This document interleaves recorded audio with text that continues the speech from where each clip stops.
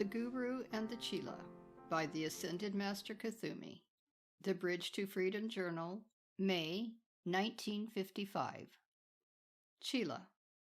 Beloved Master, what is the advantage of belonging to a group of life streams dedicated to spiritual service, when so often the frictions between individuals seem to hamper personal harmony and peace?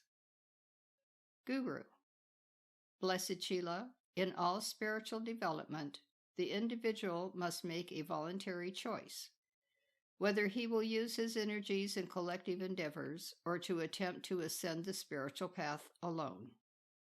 The heart, not a sense of duty, must prompt such voluntary cooperative service.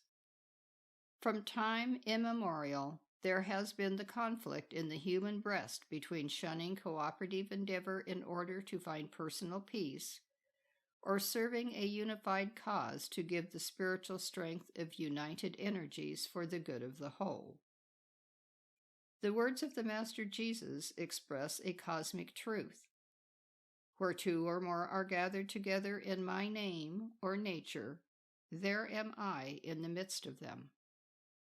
The nature of the communal service will determine its efficacy to the individual and to the common good.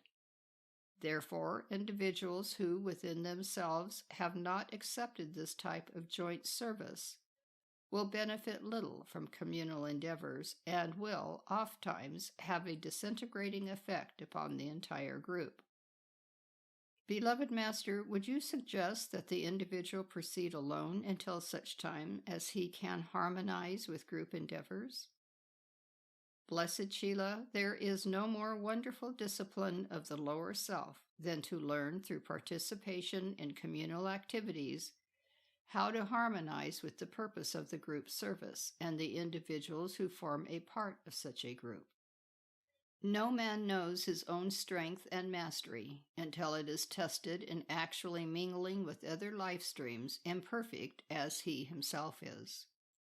However, as the individual consciousness blends into and becomes actually a part of the spiritual entity created for the purpose of worship and service, it is the obligation of each such member to bring to the group activity as much individual personal harmony, tolerance, understanding, wisdom, cooperation, enthusiasm, and faith as he can draw forth through his own personal application and contemplation of the God presence. I can but repeat the words of a wise man who walked the earth. The habit and tonsure help but little, but the changing of life and the mortifying of passions make a person perfectly and truly religious or Christ-like. Beloved Master, is it true that individuals often harmonize with one particular type of worship and group of associates, and find great personal aggravations and grievances with another? Blessed Chela, certainly.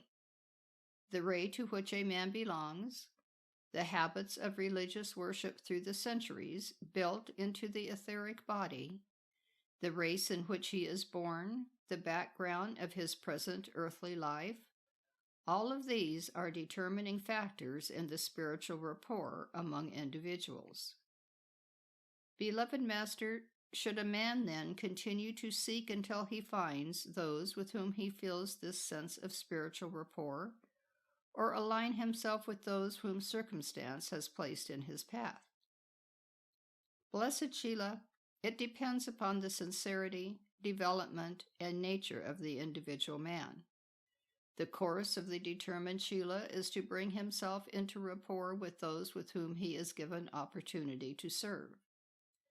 The willful individual, seeking always the greener grass on the other side of the fence, must pursue his search until he finds that the peace, tranquility, and capacity to work with others, forgetting self, do not come from the actions and reactions of others, but are dependent upon his own reaction to internal and external aggravations.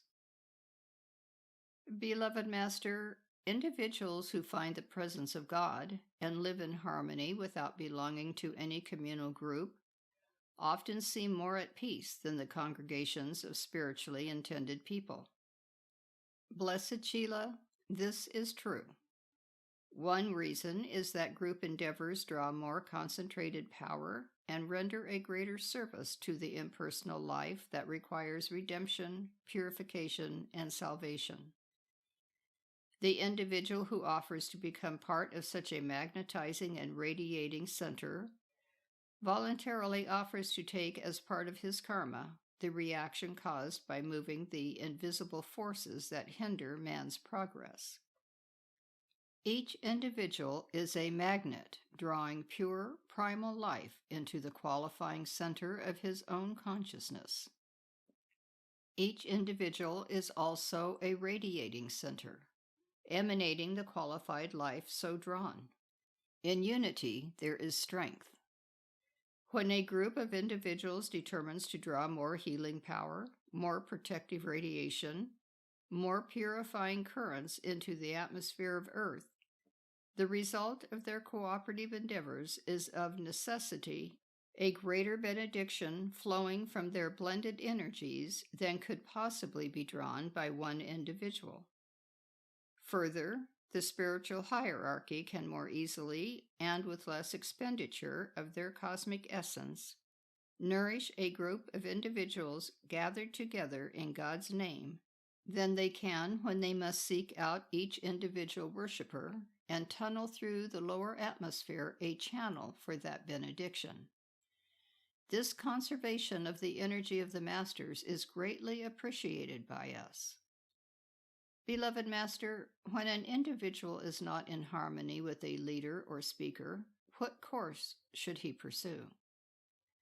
Blessed Chela, he should pursue the course of the generous, compassionate, tolerant follower of Christ. The leader or speaker has offered, no matter how great his personal limitations may be, to create a focus of God-aspiring individuals through which two purposes are served. First, the individual student is stimulated by the enthusiasm, the inspiration, the strength, and the collective consciousness of those who are of like intent. The student is also the recipient of all the spiritual energies magnetized and drawn through the songs, invocations, decrees, and visualizations. Second, the Godhead and the Masters, the angelic host and the devas are provided with a conductor through which their energies may be transmuted into the mental and feeling worlds of mankind who are not yet seeking the place of the Most High. Thus, such a leader renders a great service to God and to his fellow man, while attempting at the same time to work out his individual karma. If the teacher waited until he himself was perfected before sharing his knowledge, enthusiasm, faith, and spiritual light with his fellow man, we would have no representatives in the world of form. As soon as the teacher perfects himself, he ascends into a realm to which he has earned the right of access. Consider the teacher as a fellow student upon the path. Bless him. Pray for him. Love him for his courage to take on the karma of other individuals through such service, and raise the teacher by your love. Do not destroy him by your condemnation, silent or spoken. This is a mortal sin.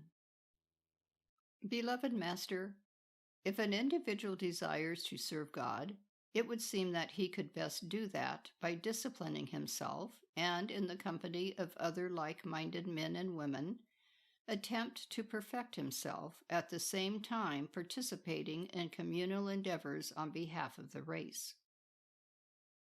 Blessed Chela, truly spoken. A long time ago, I wrote a few humble words which I would like to place before you again for consideration. Lord, make me a channel of thy peace, that where there is hatred I may bring love, that where there is wrong I may bring the spirit of forgiveness, that where there is discord I may bring harmony, that where there is error I may bring truth, that where there is doubt I may bring faith, that where there is despair I may bring hope, that where there are shadows I may bring thy light, Saint Francis of Assisi.